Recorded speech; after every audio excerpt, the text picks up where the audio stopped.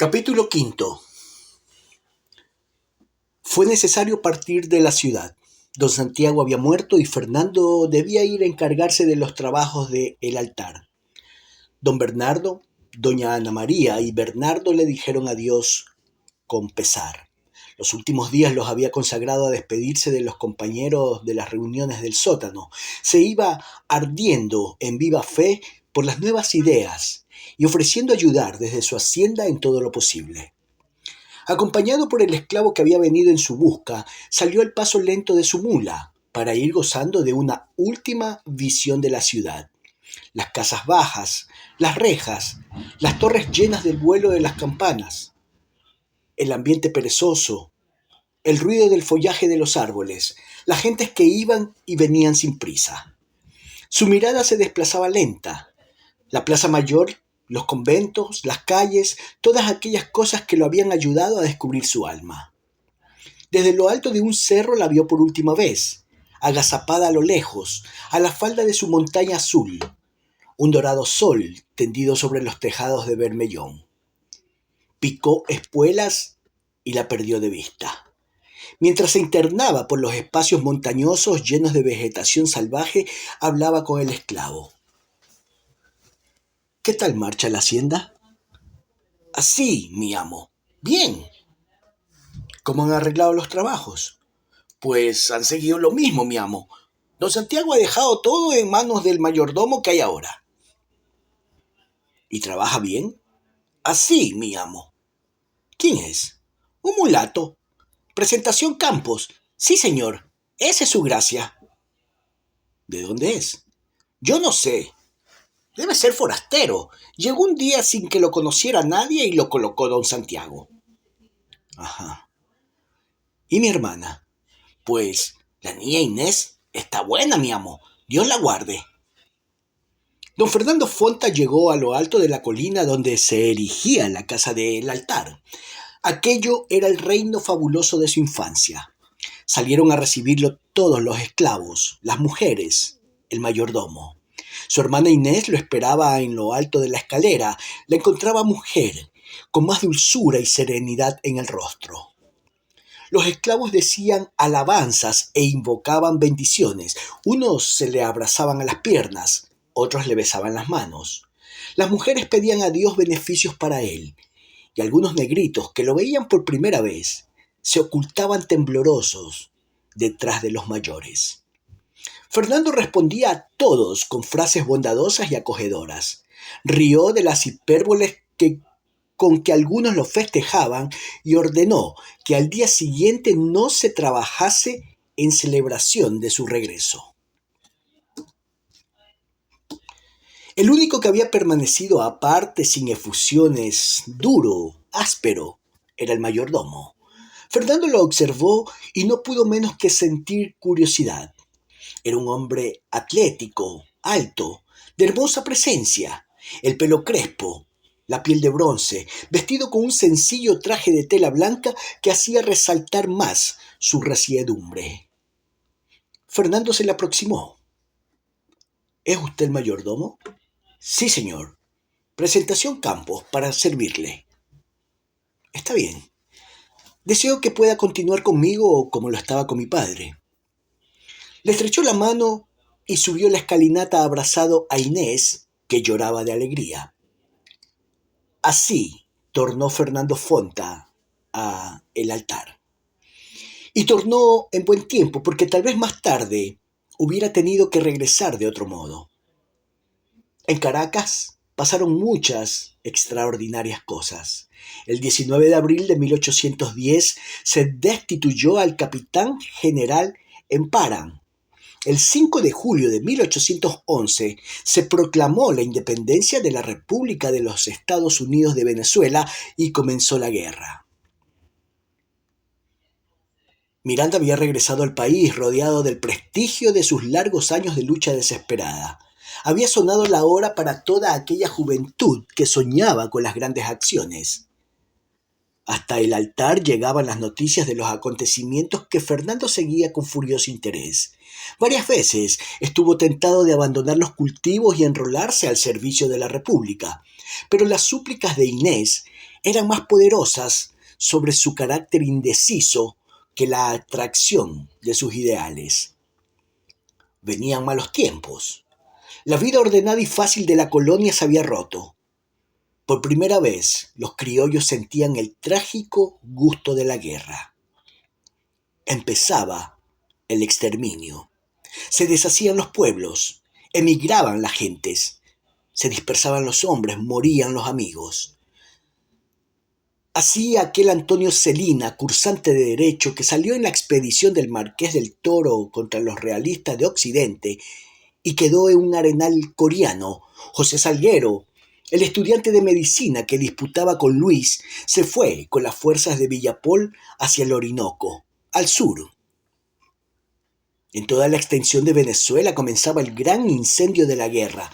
Los hombres que nunca habían vertido sangre sentían la violencia de aquella primera y durable ebriedad.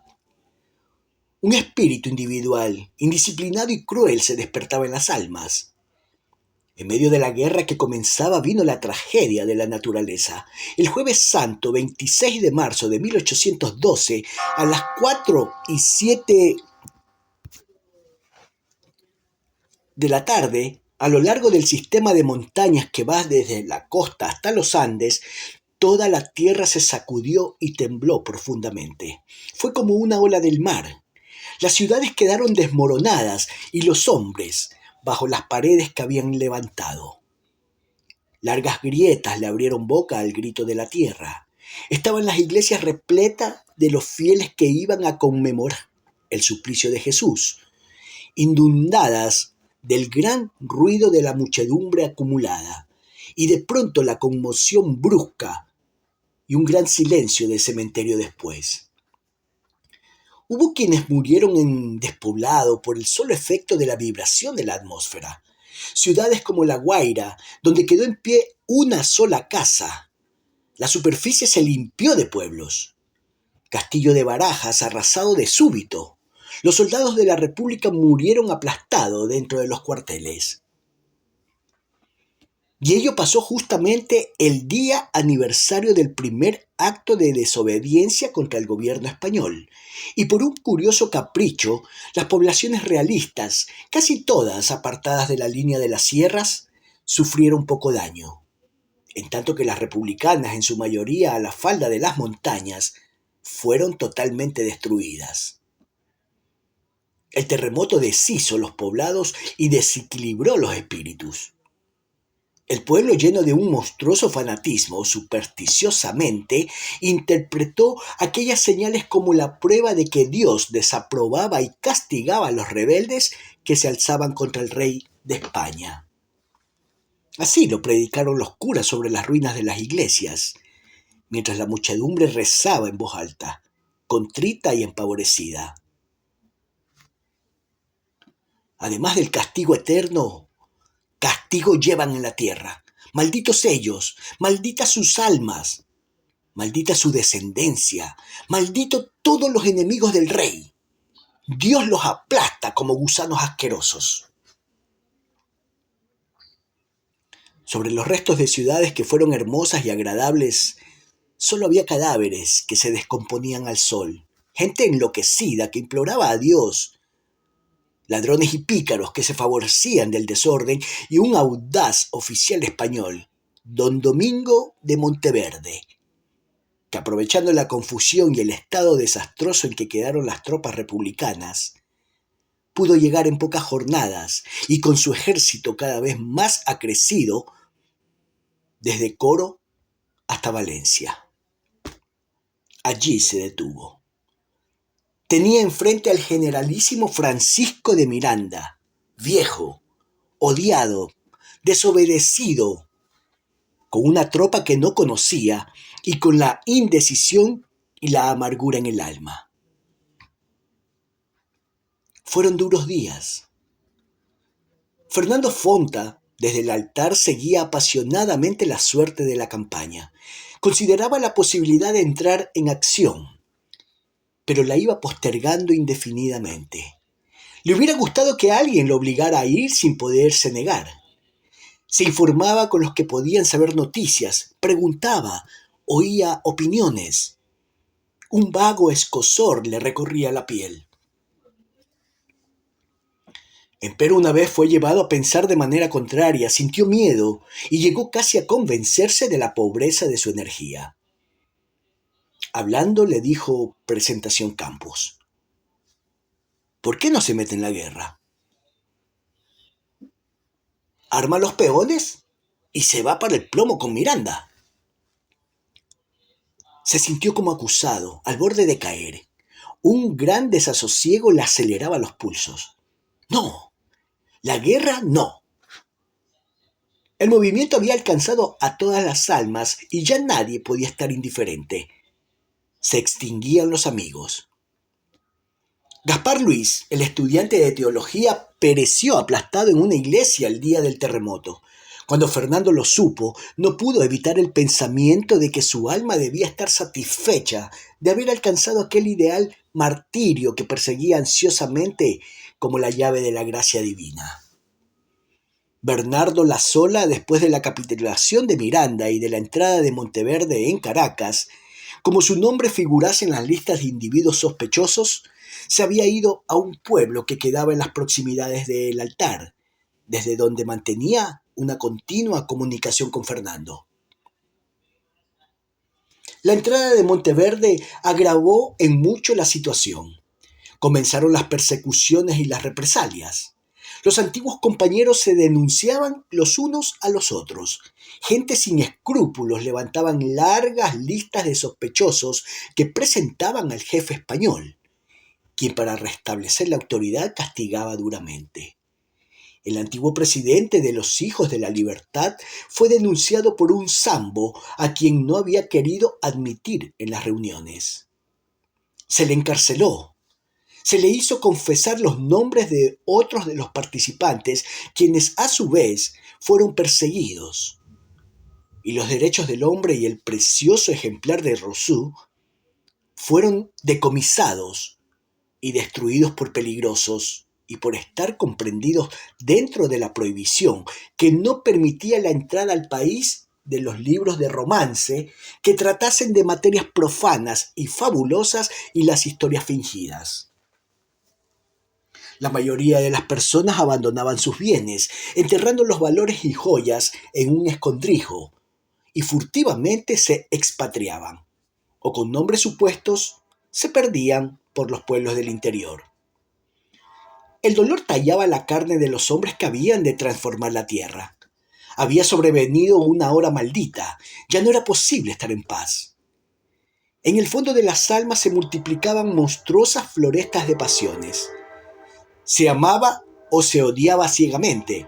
Se amaba o se odiaba a los republicanos o a los godos, criollos y españoles que servían al rey.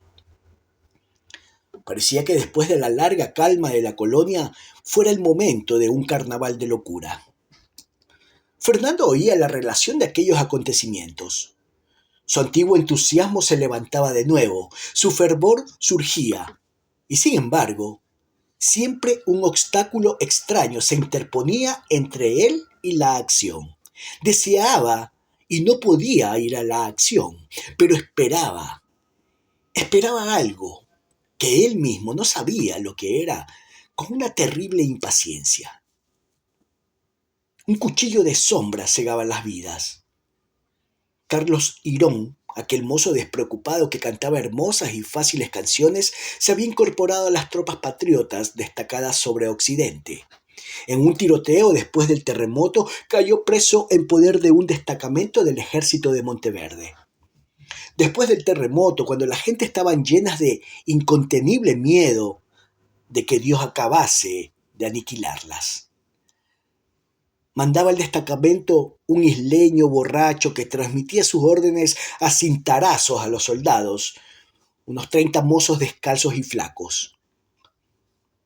Cuando cayó preso estaba casi desnudo, herido en un brazo y abrumado de fatiga.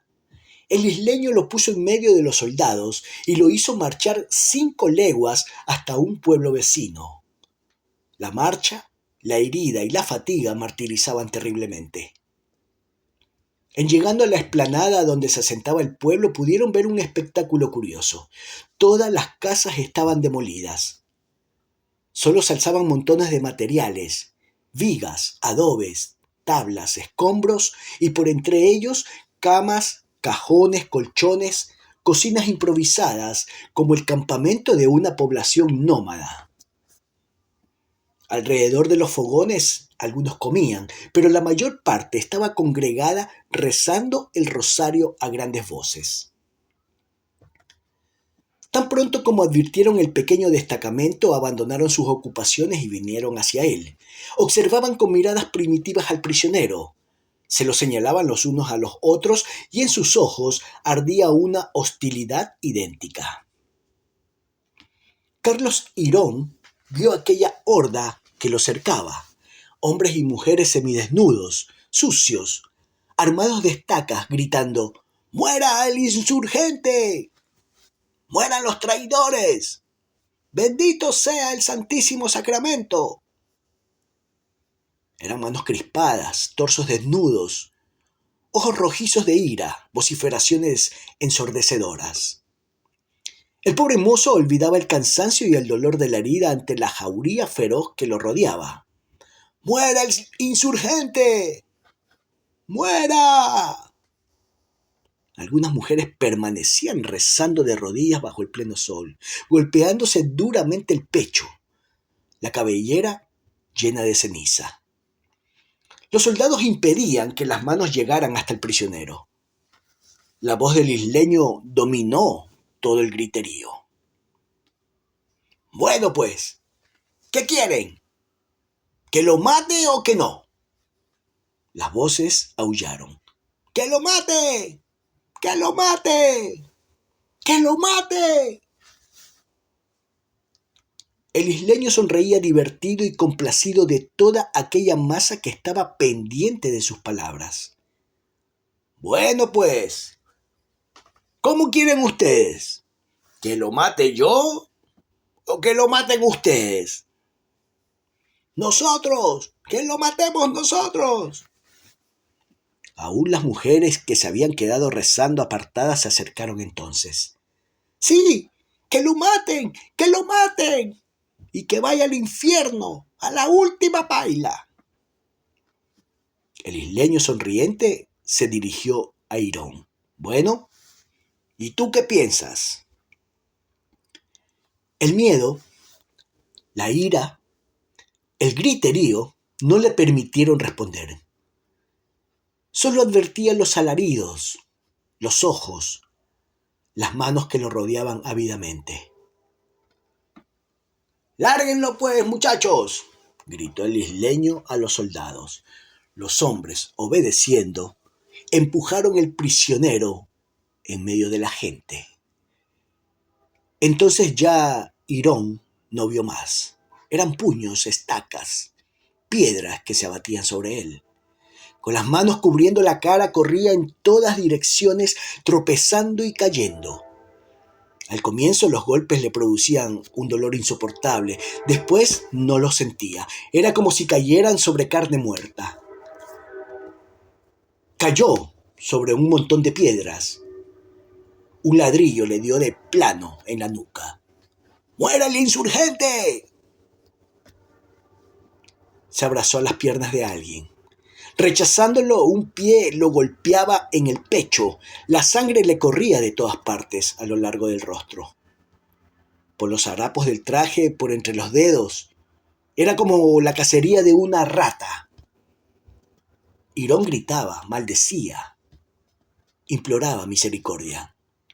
«¡Muera el insurgente!». Eran pies, manos, estacas, piedras. Ya no corría. Se arrastraba por tierra buscando dónde ocultarse. Alguien enarboló una gruesa y pesada viga, y con toda la fuerza de sus fuertes músculos, de su fanatismo, de su odio, se la dejó caer sobre la cabeza sanguinolenta. El infeliz dio un salto epiléptico y quedó inmóvil. Fernando se horrorizaba reconstruyendo la escena. Era un mal destino que se había atravesado en todas las vidas y las había alterado. Todos sabían que ya no podrían ser lo que hubieran debido ser. En el altar continuaban las faenas agrícolas, pero aún cuando los trabajos eran los mismos, se advertía que el tiempo había cambiado. A veces pasaban por la hacienda partidas de hombres que iban a incorporarse a los ejércitos. Hablando con ellos, Fernando se informaba de la situación. Al principio casi todos eran patriotas. Caracas estaba en poder de Monteverde y los revolucionarios huían temiendo la revancha. Los godos están haciendo atrocidades. Iban en busca de los focos rebeldes que quedaban hacia la Nueva Granada. Tiempo después, algunos fugitivos le comunicaron: el general Simón Bolívar viene invadiendo. Salió de Cúcuta, anda por los Andes. Fernando había oído hablar de aquel Simón Bolívar.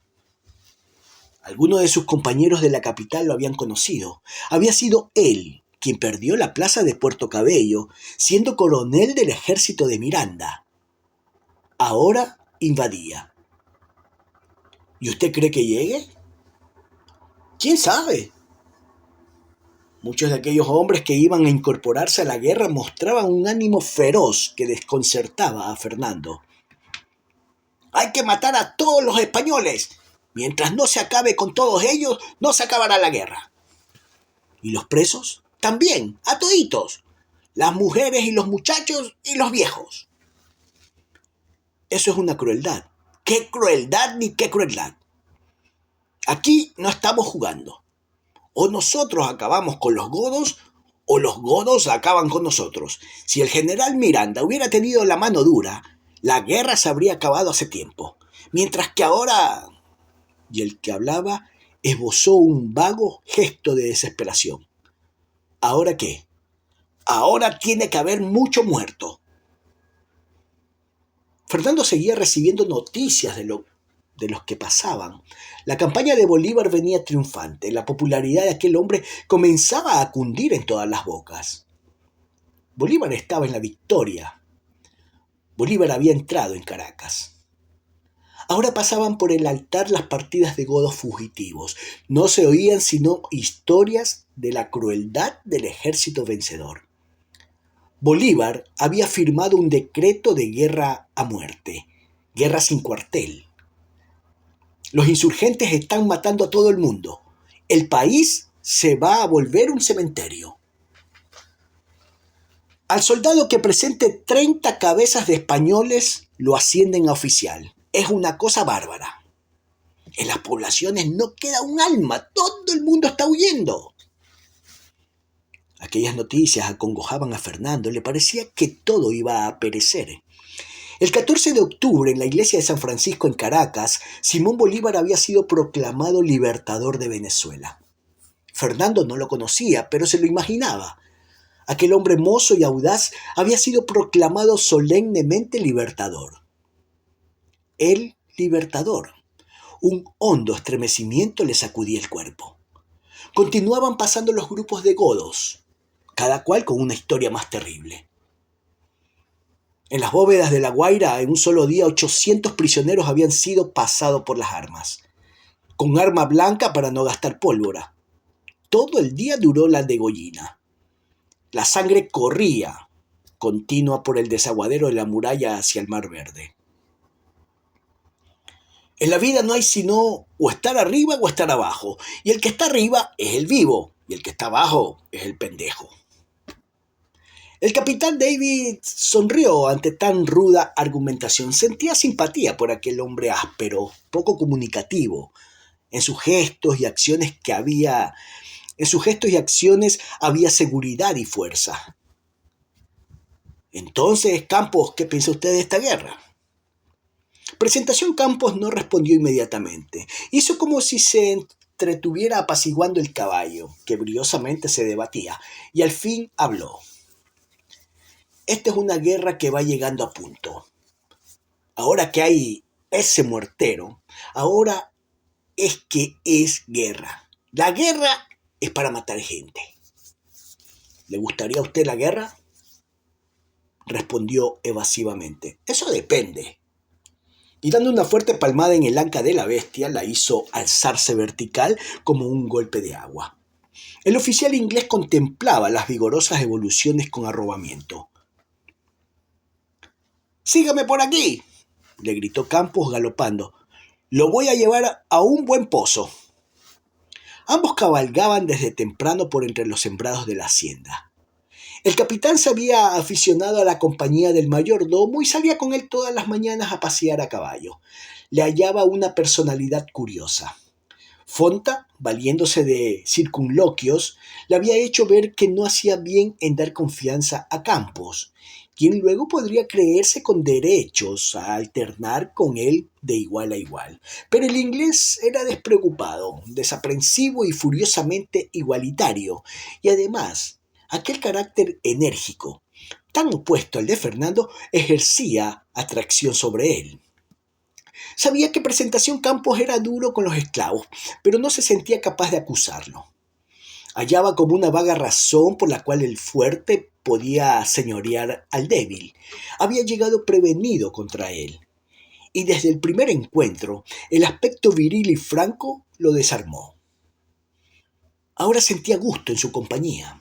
Llegaban a la orilla del río de vidrio, sombreado de penachos de bambúes de un verde transparente, que enfriaba el aire y se desleía sobre el agua llena de ruido. «Aquí es», dijo el mayordomo tirándose de la montura con un salto ágil. «Aquí es. Este pozo es muy bueno y muy sabroso». El agua tornábase oscura sobre una depresión del lecho ancha y acogedora.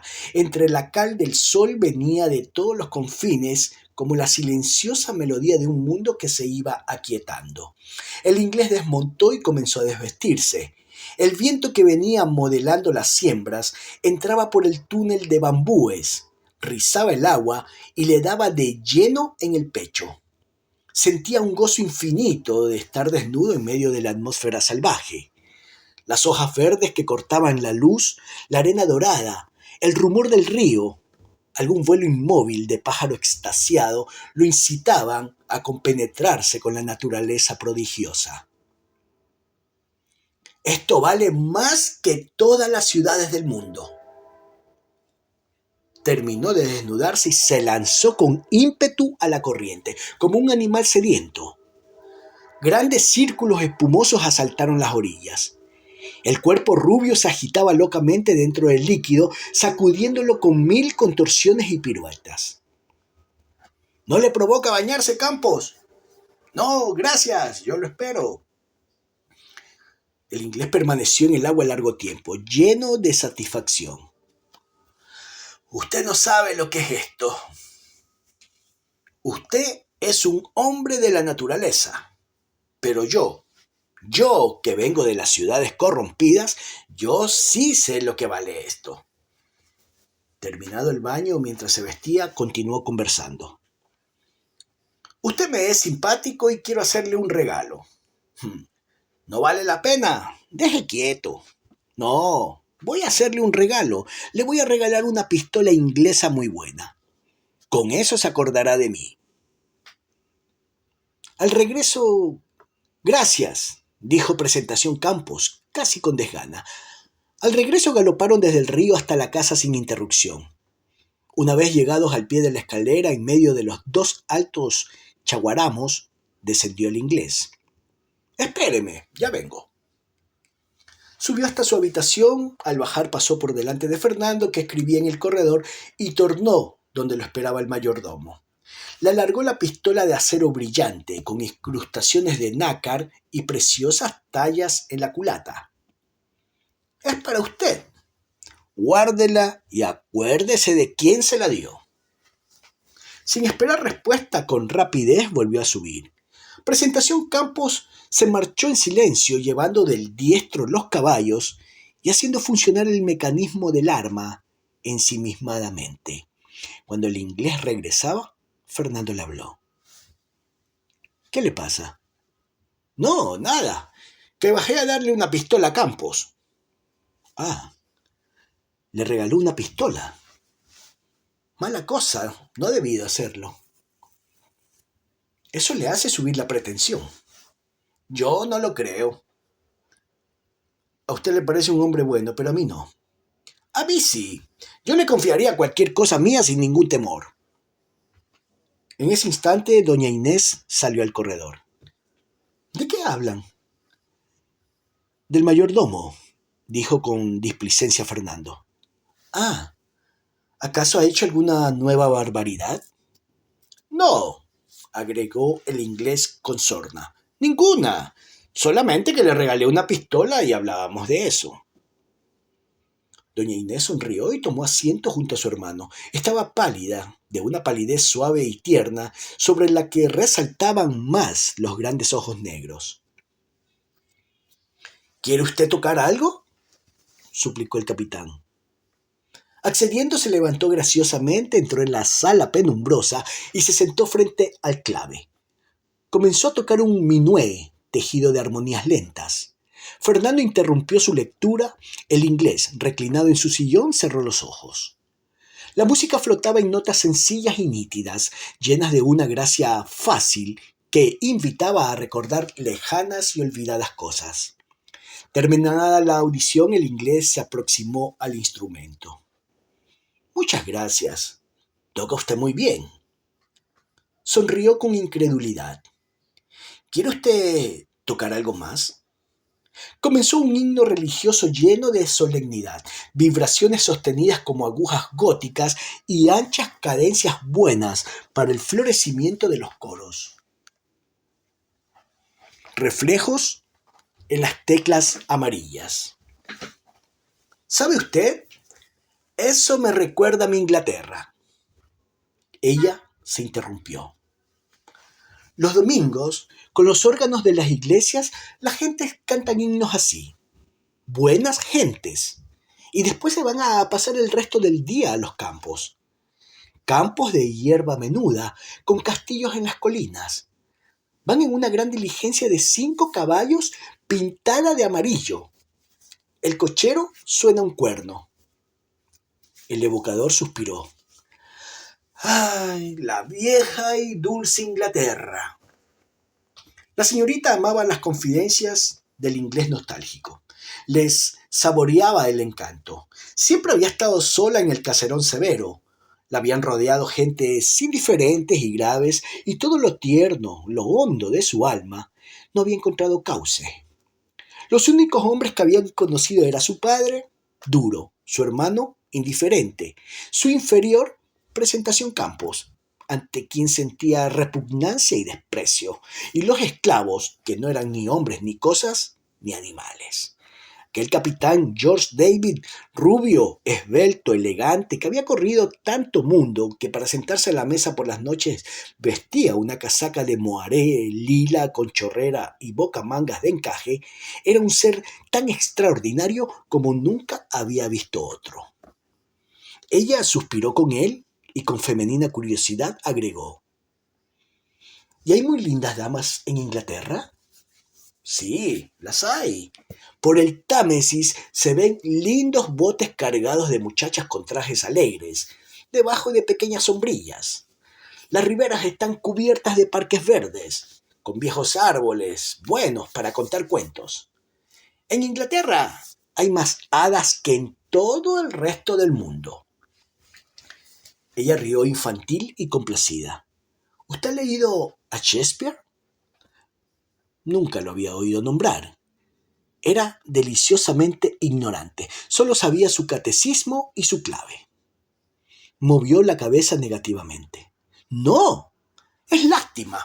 Está lleno de cosas que hacen soñar a las muchachas.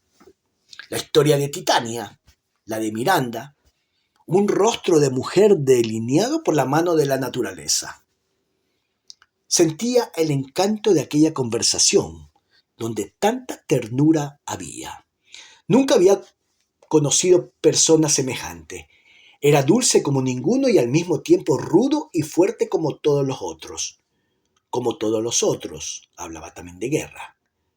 Había hecho la guerra en Europa y contaba historias terribles de moribundos que escribían con sangre su adiós a las armadas, de regimientos fantasmas que venían a presentar armas a sus coroneles, de soldados que habían escogido entre su madre y la patria, como los otros. Pero solo él y nadie más sabía tanta cosa grata de oír. Aquellos cuentos de los hombres que se suicidaban de amor, de bandoleros, de capitanes piratas que prescindían de la sociedad de los hombres. Aquellas descripciones de París, de las ciudades de España, de Italia, de Londres, de las noches en el teatro de Drury Lane, de los trajes de Madame Recamier, de las chisteras de Jorge Brummel. Ninguno que, como él, cantase y recitase en inglés, traduciendo luego con tanta gracia. Un ojo que al contemplarlas dora las cosas. Nadie tan atractivo. Es lástima. Shakespeare está lleno de sueños maravillosos. En una de sus piezas hay un borracho, gordinflón, embustero, enamorado, panzudo, perezoso y ladrón que se llama Falstaff. Sir John Falstaff. Pues bien, Shakespeare logra colocar a Falstaff una noche en una floresta donde ve bailar los silfos verdes, los gnomos pequeñitos y las hadas maravillosas. Se sentía infantil. ¿Y cómo son los silfos? Los silfos, ¡ja! Es una explicación difícil. Son azules, verdosos como moscas tornasol. Salen de noche en grandes bandadas y bailando ensucian con sus zapatos todas las flores.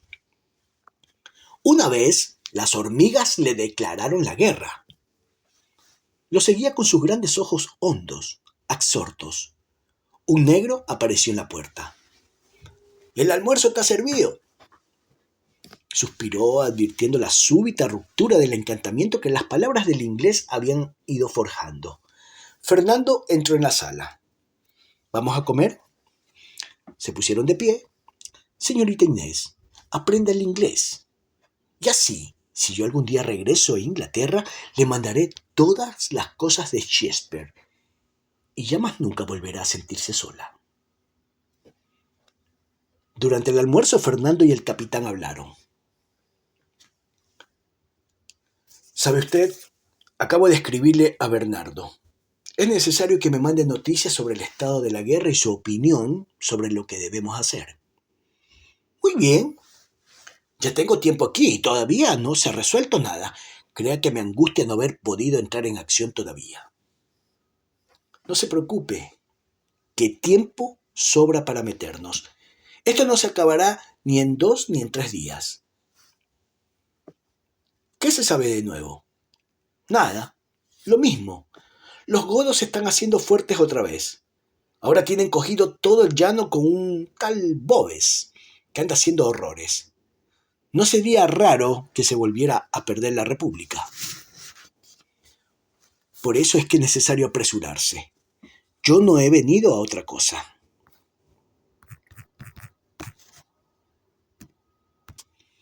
«¿Cuándo tendrá usted la contestación de don Bernardo?» «Quizá esta misma noche». Después del almuerzo, Fernando se fue al trapiche e Inés y el capitán caminaron hasta el pequeño bosque que dominaba la colina. Se estuvieron largo rato silenciosos, abstraídos en la contemplación del vasto panorama. Los cañaverales, el humo del torreón, las montañas lejanas. Cuando estábamos pequeños, aquí nos contaba cuentos una esclava. ¿Le da tristeza acordarse? No. Ella preguntó con ingenuidad. ¿Por qué vino usted? ¿Le interesa? No. Mintió con coquetería. Pregunto por preguntar.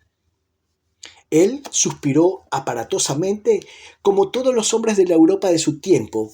Vivía y padecía el romanticismo. Sentía delectación en mostrarse ante los demás como un personaje extraño y misterioso, perseguido por el dolor y guiado por la fatalidad. Hasta cierto punto yo soy un hombre maldito.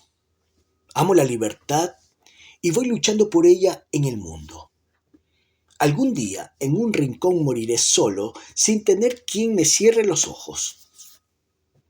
Para el capitán eran frases banales que había oído y repetido infinitas veces y leído hasta la saciedad en todos los libros en boga.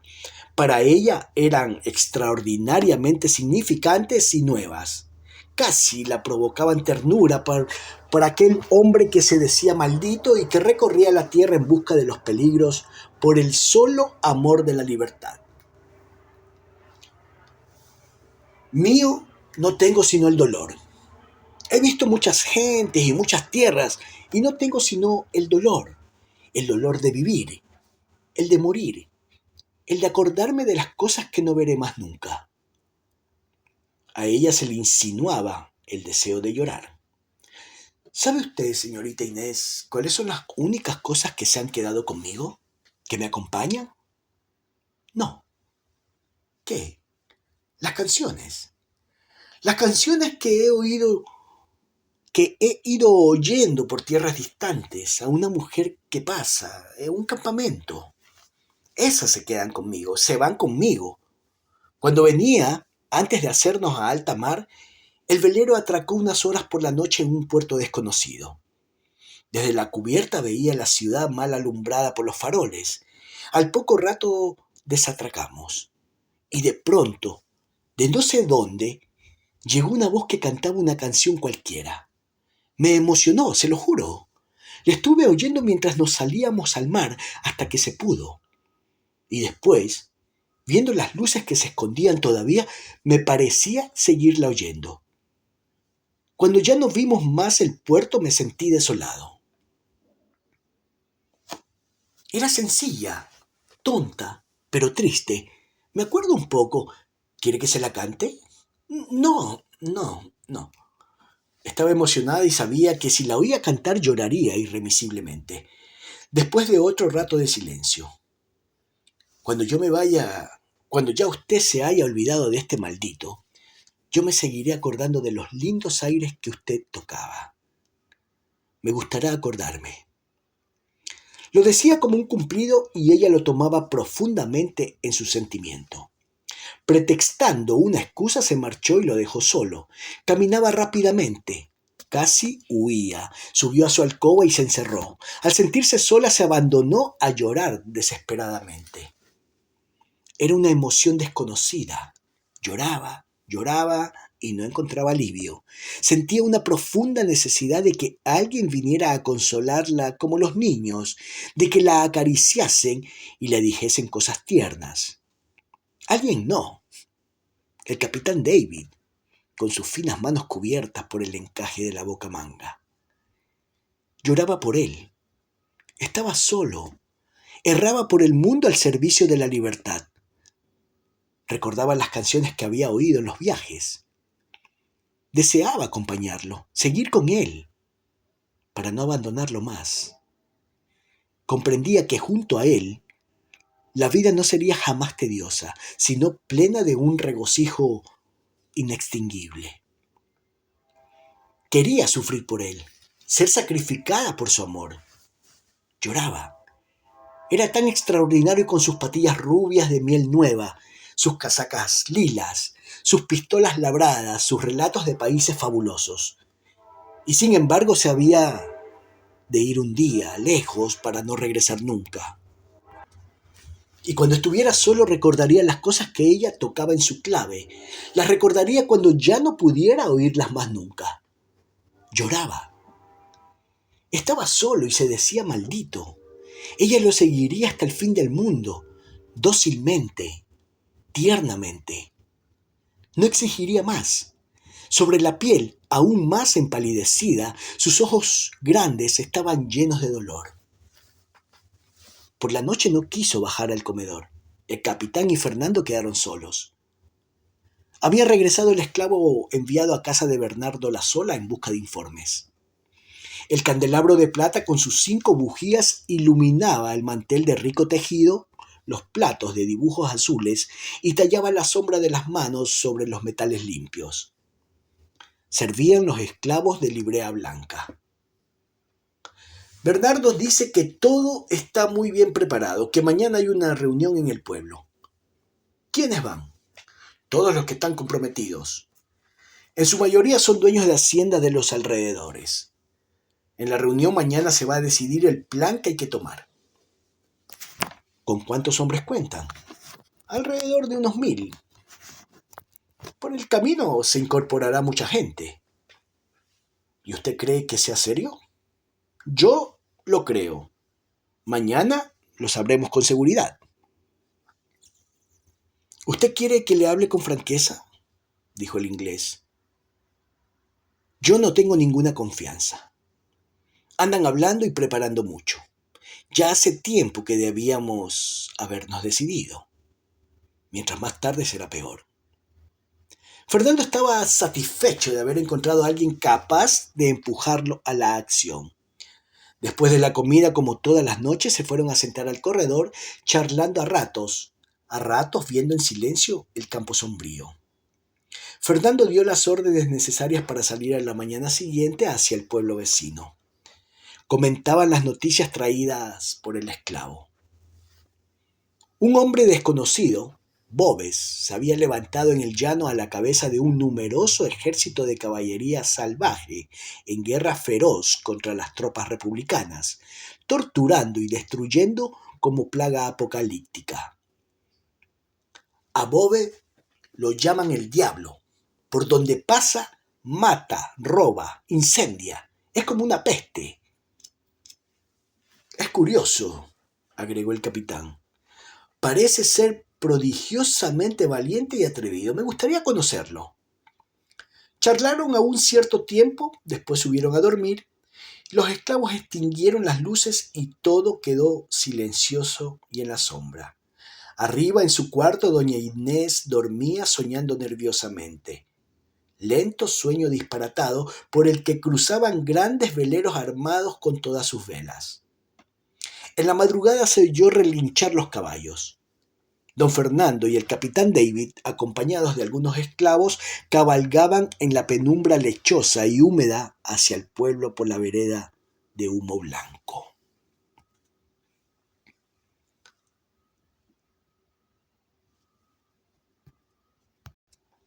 Séptimo. El sol de la mañana presidía el cielo con sus barbas de vidrio rubio. Presentación Campos salió a la puerta y dejó correr los ojos por todos los colores claros del paisaje. Los perros vinieron ladrando regocijadamente a lamerle las manos. Sobre el marco se destacaba la recia figura, el pecho por entre la blusa entreabierta, el cabello sombrío, revuelto, las anchas manos sobre la cintura de cuero. A su alrededor los saltos ágiles de los perros. Respiró profundamente y se sintió poderoso.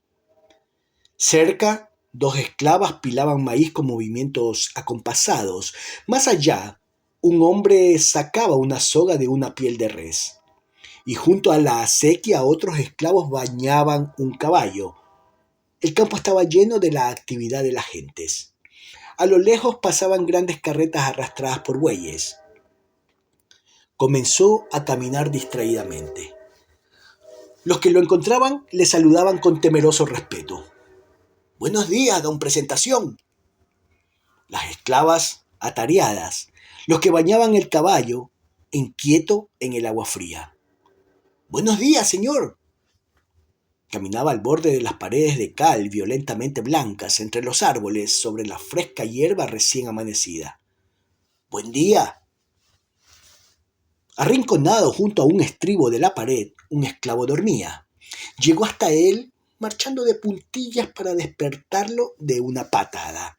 La masa de carne negra rodó, se incorporó nerviosamente, dejó escapar algunos quejidos incontenibles y después, con humildad, mientras se iba hacia el trabajo: «Buen día, don Presentación». La sonrisa iluminaba su faz enérgica. Terminaba de pasar la pared blanca y llegaba a la ancha puerta del repartimiento.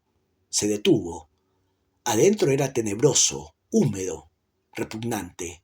Salía un olor insoportable de trapo viejo, de sudor frío, de cubil de animal carnívoro. Olor molesto, olor de cosa repugnante que salía por la oscura puerta y se deshacía en el día azul. Olor de vida baja y asquerosa. Vida que solo era buena para producir sudor maloliente. Lo poseía el asco. Sentía el aguijón de un poderoso deseo, reacción de su naturaleza viril ante aquel asalto de miseria, de arrasarlos, de sacar todos los esclavos a latigazos a la luz, purificarles la carne con hondas venas de látigo, redimirlos de la pobre carne hedionda a duros golpes, hacerlos morir a todos y prender fuego al cubil pestífero. No podía saberlo, pero era la reacción de su naturaleza fuerte y dominadora, que no podía soportar el contacto ni la presencia de las cosas vencidas y cobardes. No podía saber siquiera que existían, si llegaban a su alcance. Su única reacción era destruirlas. Era fuerte, y la vida lo justificaba, a terribles golpes de látigo. Seguía marchando. La sonrisa volvía a ganarle el duro rostro. Troncos de árboles erizados de hojas de verde puro montaban guardia al lado de su andar. Ahora pasaba por delante de la casa de los amos. El amo y el capitán David habían salido en la madrugada para el pueblo. Despreciaba al amo. Su instinto lo rechazaba. Lo sabía indeciso y tímido, y él no sabía sino tomar un camino y caminarlo aunque llevara al precipicio. El amo se creía fuerte, y no lo era. Se creía revolucionario, y no lo era. Se creía inteligente, y no lo era. Se creía amo, y no lo era. Presentación Campos lo despreciaba. ¿Sembramos tal tablón? No. ¿Vamos a la guerra? No. ¿A la guerra? Tenía miedo. Y tan linda cosa como era la guerra. Un buen caballo, una buena lanza, un buen campo ancho y gente por delante. La sonrisa satisfecha lo iluminaba. Aquel no era amo para mandarlo a él. Continuaba caminando, pasaba bajo los altos cocoteros de la entrada. El inglés era otra especie de hombre, pero tampoco. Si le gustaba la guerra, era una guerra que él no comprendía, una guerra con bonitos uniformes, con generales llenos de medallas, con bandas que tocan marchas. No podía comprenderlo. Para él, lanza y caballo, lo demás era estorbo. Ni uniformes, sino desnudos de la cintura arriba. Ni más música que los gritos, ni más general que el que se lleva adentro. Se sentía impetuoso y capaz de arremeter contra todas las cosas que lo obstaculizaran. Iba faldeando la colina hacia la parte llana donde se extendían los tablones. El sol fresco diluía las grandes manchas verdes en el aire. Bajo sus pies resonaba la hojarasca seca, a cuyo ruido huían las lagartijas. Se aproximaba al trapiche. La torre cuadrada hilaba un penacho de humo negro y por sobre los hombres atareados venía el olor perezoso de la melaza. Los esclavos lo veían acercarse con aquel paso varón y sentían una vaga angustia. «Buen día, don Presentación». Llevaba los ojos en alto. Apenas sí advertía los torsos negros y las cabezas lanosas que se doblaban saludándolo. Iba alto y orgulloso. Se sentía como señoreando los hombres y las cosas. Hubiera querido destruir para poner a prueba su fuerza. Espíritu Santo, aquel esclavo a quien tenía mala voluntad. Debilucho, conversador, perezoso. «Buen día, señor». Ya había pasado más allá de él, pero se resolvió bruscamente. Con eso lo haría trabajar. «Corre ligero, ensíllame el caballo». «El caballo, Zaino, calabozo y tráemelo». «Pero es corriendo, ligero». El esclavo desapareció velozmente colina arriba. Su voz fustigaba a los hombres y los hacía obedecer temerosamente. Se sentía satisfecho de su superioridad. Tenían que obedecerle. Estaba arriba de todos, como cuando estaba a caballo sobre la bestia temblorosa dominada por las fuertes manos. Era un hombre hecho para mandar. No se sentía cómodo recibiendo órdenes de nadie. El pensar que don Fernando lo mandaba le provocaba un acceso de ira.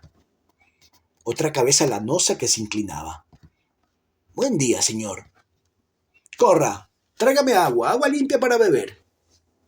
El negro huyó presuroso. Sonreía complacido observando aquella actividad cobarde. Ahora volvía el esclavo con una totuma rebosante de agua fresca. Aquí está, señor. La tomó, bebió 2 tragos y lanzó el resto a la tierra. Toda aquella carrera para 2 tragos de agua. Él mandaba. Gracias, señor. Y se fue rápido con el recipiente vacío, contento con estar lejos del mayordomo. Espíritu Santo regresaba trayendo un potro. Campos lo recibió, examinó los aperos, la cincha, los estribos, y luego, con un salto ágil, cayó sobre la silla. El caballo partió saltando nerviosamente. El jinete lo azotaba con las riendas mientras lo contenía con el freno, y el animal, exasperado, se revolvía briosamente y se levantaba sobre las patas traseras, recto como una torre brusca. Entre la nube de polvo que despedían los cascos se distinguían a ratos las 1000 formas que erigían y derrumbaban los movimientos desordenados. Los esclavos interrumpieron el trabajo, contemplando, no sin admiración, aquella fuerza desatada y avasalladora. Presentación Campos sonreía. Soltaba las riendas a la bestia y la dejaba correr libremente. A su lado huía un margen verde, unido de caña vista a la carrera. Se sentía altanero y dominador. Buen caballo, caballo bueno para la guerra. Detrás de la lanza recta, el brazo firme, tras el brazo firme, el caballo vigoroso. Bueno para la guerra. Los esclavos lo veían desaparecer a lo lejos entre los tablones. Tenía necesidad de fatigarse, de descargar la fuerza. El tema del amo tornaba a molestarlo. Todo el vigor que ardía dentro de su carne estaba contenido y mandado por el cobardón de don Fernando. Se sentía ebrio de fuerza. Los esclavos lo veían regresar a carrera tendida y comenzaban a disimularse haciendo que trabajaban. Se aproximaba, ya estaba entre ellos. Ahora su voz resonaba imperiosa. Hablaba al esclavo más próximo. Suba arriba, toque la campana y reúname toda la gente. ¡Toda la gente! ¡Vaya! El esclavo subió. Los otros que habían oído lo siguieron atropelladamente. Quedaba solo sobre el caballo junto al trapiche. Al poco rato se oyó la alaraca de la campana tocada furiosamente. El sonido volaba a todos los extremos y dejaba estremecido el aire. Desde los más lejanos sembrados los hombres oían el ruido, se incorporaban y se venían marchando a prisa. La campana enloquecía y su ruido era como un licor que excitaba la sangre. La multitud de cabezas negras iba creciendo alrededor del bronce. Grupos de hombres venían de todos lados. Abajo, Presentación Campos se inquietaba esperando. La catarata del ruido se cortó en seco. Ahora en el aire se oía el cuchicheo de los que se preguntaban el objeto de aquella intempestiva reunión. La luz del sol caía a plomo. Cuando el ambiente se hubo calmado un tanto, se oyó el galope del caballo del mayordomo que subía la colina. Subía y se detenía ante ellos. «Tráigame mi machete y mi pistola». Espíritu Santo regresó rápidamente trayendo ambas cosas. Con calma se atravesó la pistola en la faja, tomó las riendas en la mano izquierda y con la derecha empuñó el machete. La garra se estranguló sobre el mango de cuerno. Los hombres lo miraban en un silencio perfecto. Su voz volvió a levantarse poderosa. «Hasta hoy no más dura el trabajo. Hoy nos vamos todos. Nos vamos para la guerra. Ustedes son mis soldados. Recojan los machetes y síganme». Los esclavos permanecieron un instante indecisos, sorprendidos por la brusquedad de la determinación.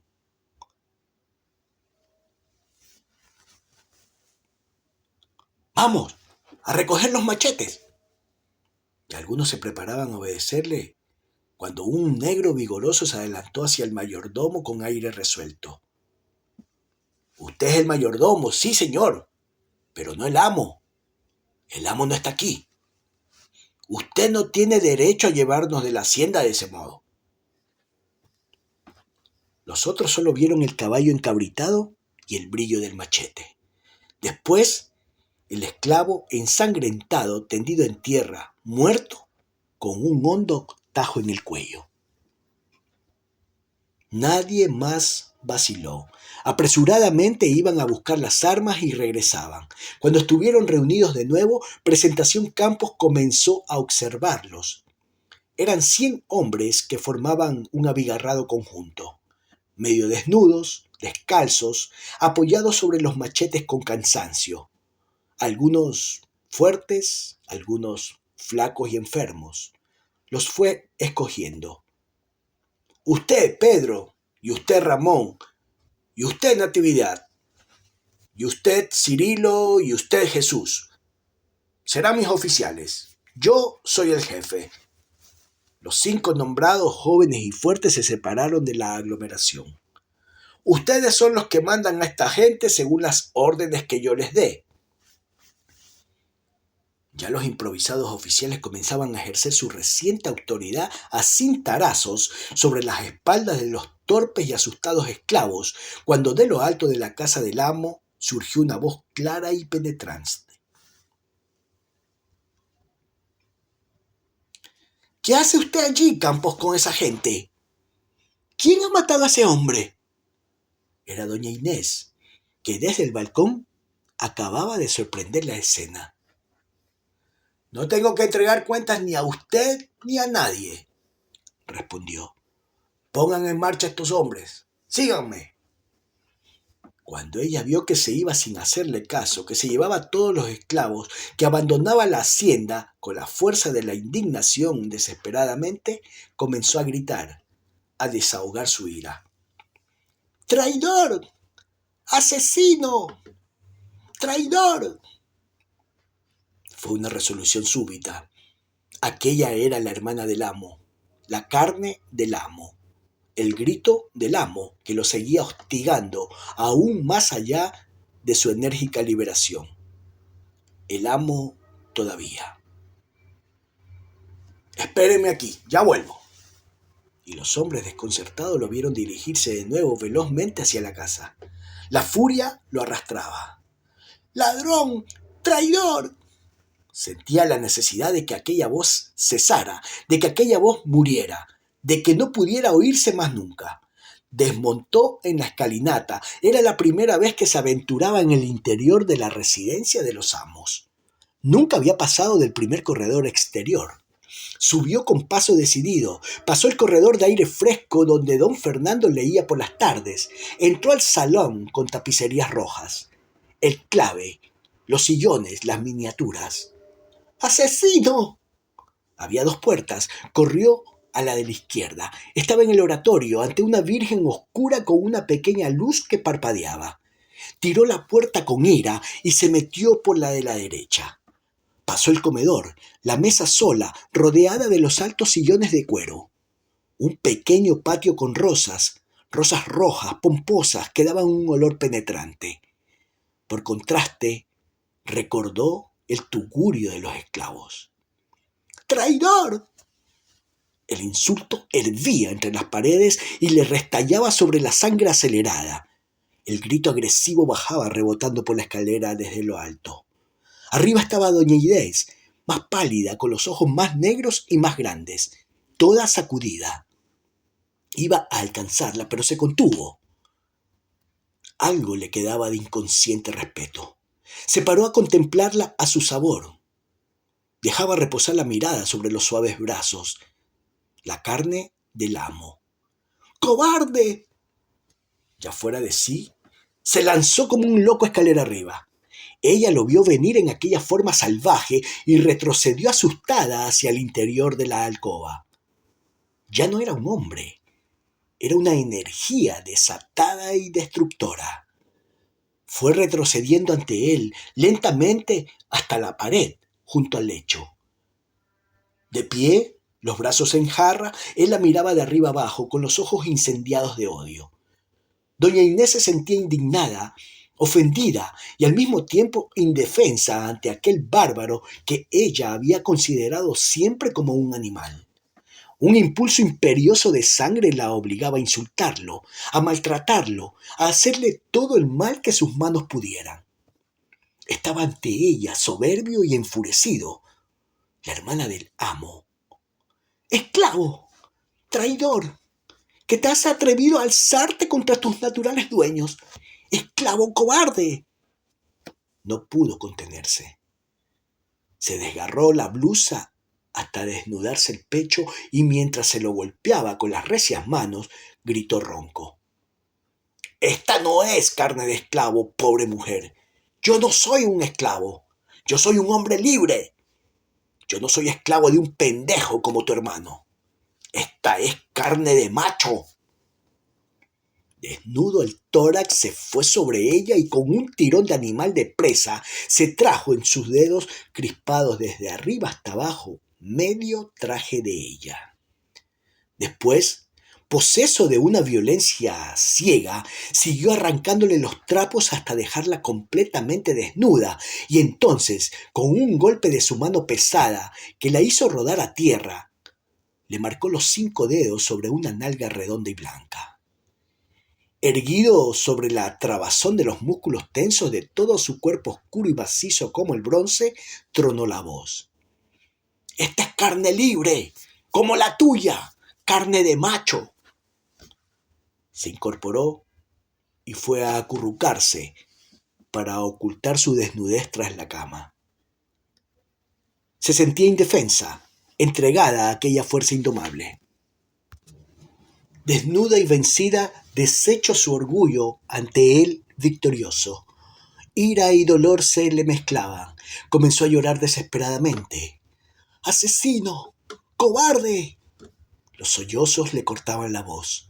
El llanto produjo impresión brusca en Presentación Campos. Ya no estaba ante doña Inés, ya no estaba ante la hermana del amo. Era una mujer desnuda que lloraba. Libre, en cierto modo, de su furia, se puso a mirarla con detención. La carne blanca y el gracioso dibujo de las líneas le iluminaban los ojos.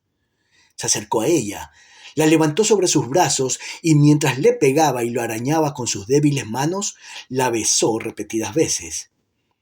«¡Suélteme! ¡Suélteme, esclavo!». La besaba insaciablemente. Sus manos corrían con fruición por la carne suave y tibia. Le besaba la boca, contraída de ira. Le besaba los ojos negros llenos de lágrimas. Él era un hombre y ella era una mujer. «¡Cobarde!». Abajo los esclavos esperaron largo rato. Cuando Presentación salió, le vieron con asombro la blusa desgarrada, el rostro lleno de rasguños, los ojos rojizos, la greña revuelta. Algunos comenzaron a sonreír con malicia, cuando la voz temible los inmovilizó de nuevo. «3 hombres a pegarle candela a la casa y 10 hombres a pegarle candela a los tablones». Los oficiales activaron las órdenes a planazos. Los que entraron a prender fuego a la casa dijeron después que habían oído, como viniendo de lejos, de algo escondido, un llanto débil y quejoso. Momentos después alzaron grandes llamas violentas por entre las paredes blancas. Los incendiarios habían rociado la madera con barricas de aguardiente. Eran llamas azules, rojas pálidas, trenzadas, que se desvanecían bajo el sol. También de los tablones de los lejanos sembrados comenzaban a elevarse voraces fogatas. Regresaban los negros. Presentación Campos montó a caballo. «¡Vamos! ¡En marcha!». La pequeña tropa desfilaba a través de los sembrados por entre los resplanderos rojos del incendio. Las chispas hacían caracolear el caballo. A lo lejos germinaba el bosque de fuego, crecía potente y retorcido.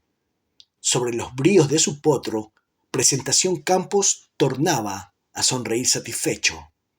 Detrás, el grupo marchaba sin ningún orden, comentando en voz baja los extraños acontecimientos. Cuando salieron de las tierras del altar, el fuego había envuelto casi todo el campo. Llamas enormes crecían en el aire. Se oía el crepitar de las fogatas y el viento venía cálido e irrespirable. Los hombres sudaban copiosamente. Adelante el jefe indicaba el camino. Cabalgaba sin hablar a nadie. Nadie se atrevía a hablarle. Recorrieron largo trecho. Hacia la tarde estaban en las proximidades de una pequeña aldea. Campos mandó hacer alto y destacó un hombre para llegar informes. Aún no había decidido su conducta. Hasta ese instante había obrado sin recapacitar. Solo sabía que iba para la guerra, pero aún ignoraba si sería realista o republicano.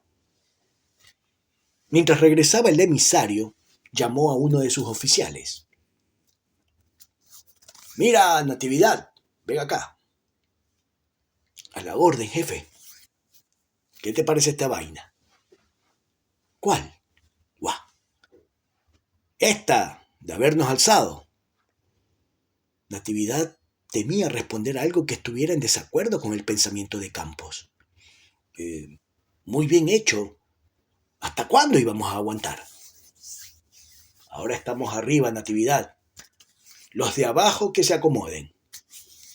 El otro rió con malicia. Rieron los dos, celebrando sus ideas siniestras. «Bueno, Natividad, pero tú no has pensado una cosa.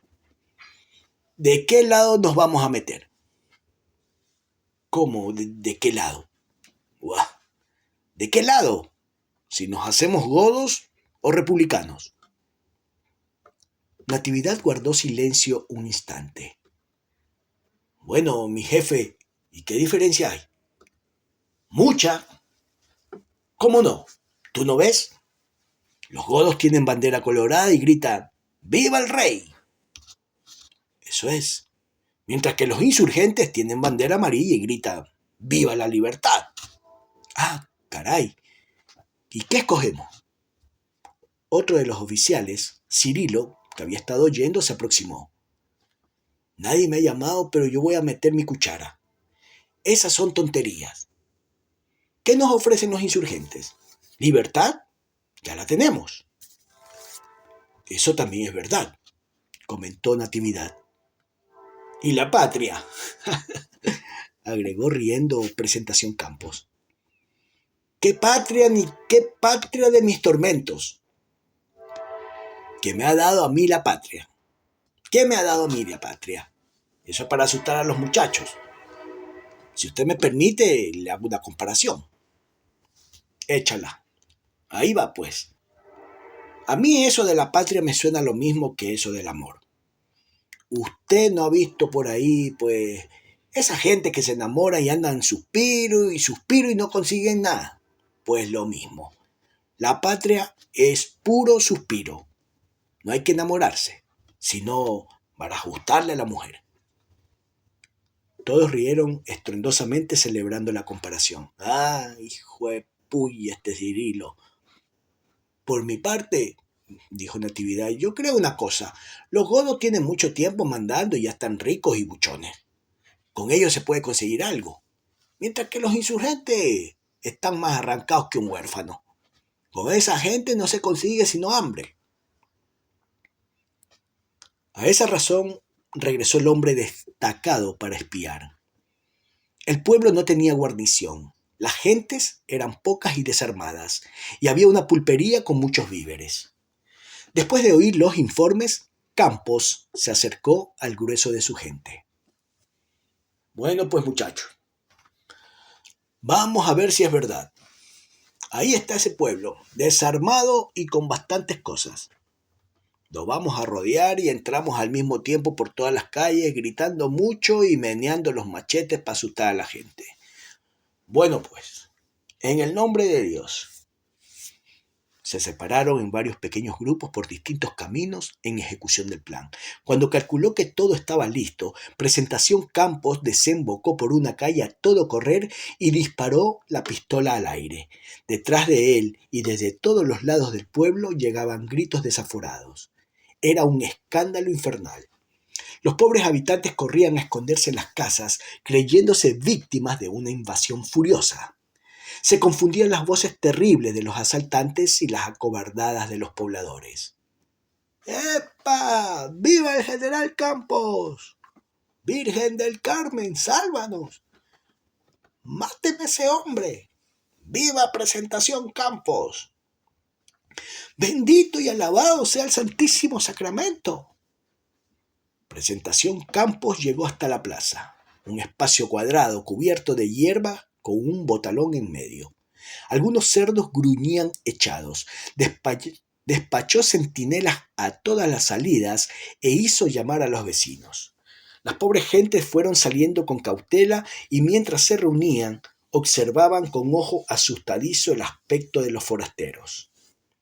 Eran en su mayoría viejos, mujeres y niños.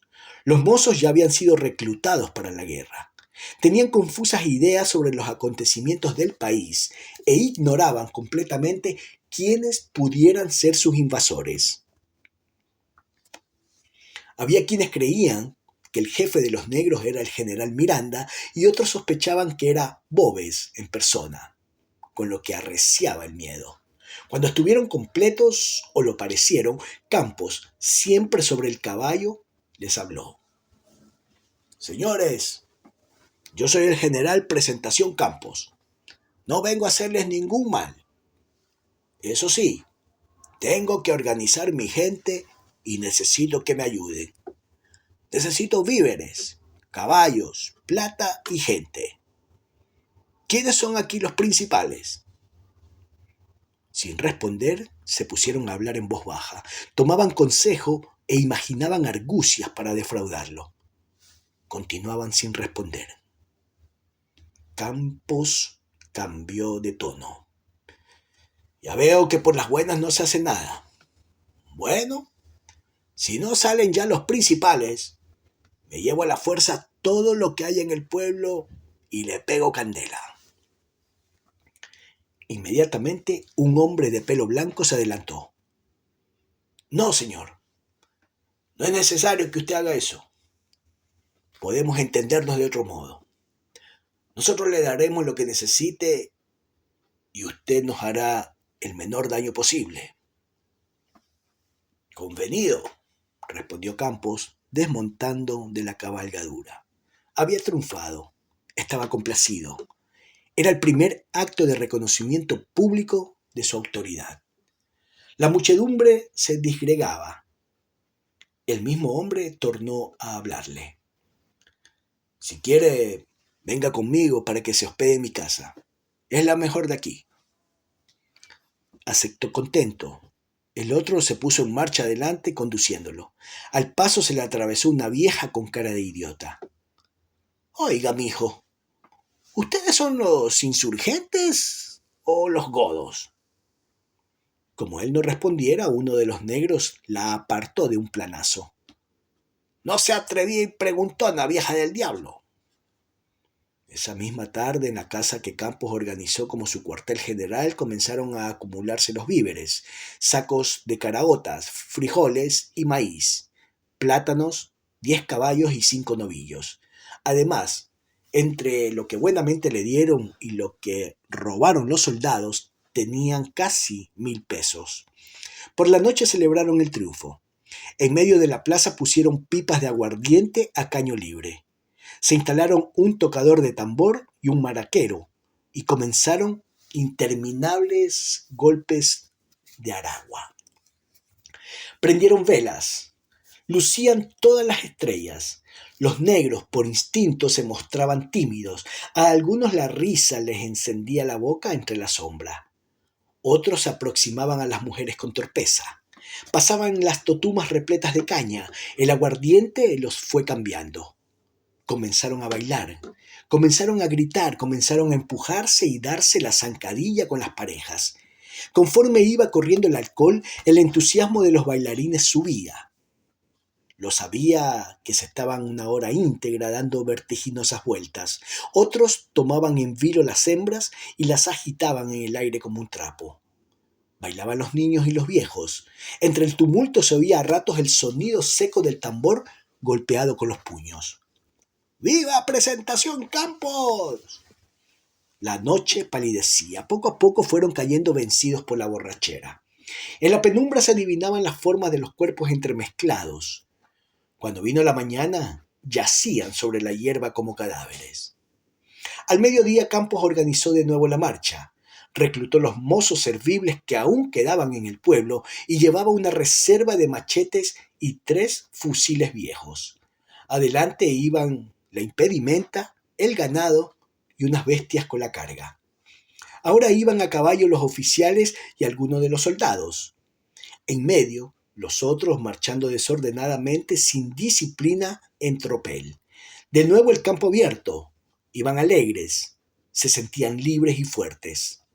Comenzaban a venerar al jefe. Le debían aquella vida maravillosa. Era valiente, atrevido, simpático. Ningún otro hubiera podido mandarlos. Entonaban canciones, conversaban, iban solos o por grupos con las armas terciadas a la espalda. En llegando a un recodo, un hombre destacado que iba a caballo adelante se volvió a todo correr. ¡Viene tropa! ¿Mucha gente? ¡Mucha! ¿Qué bandera? ¡Colorada! Presentación Campos ordenó hacer alto a su montonera y se adelantó solo hasta franquear el recodo. Venía un numeroso destacamento de tropa regular avanzando y con fusiles. La avanzada le dio la voz de alto, pero él continuó avanzando sin responder. ¿Quién vive? Soltó las riendas y silenciosamente se dejó llevar por el caballo, los ojos fijos en la bandera roja. ¿Quién vive? Preguntaron de nuevo. Deteniéndose bruscamente, se empinó sobre los estribos. ¡Viva el rey!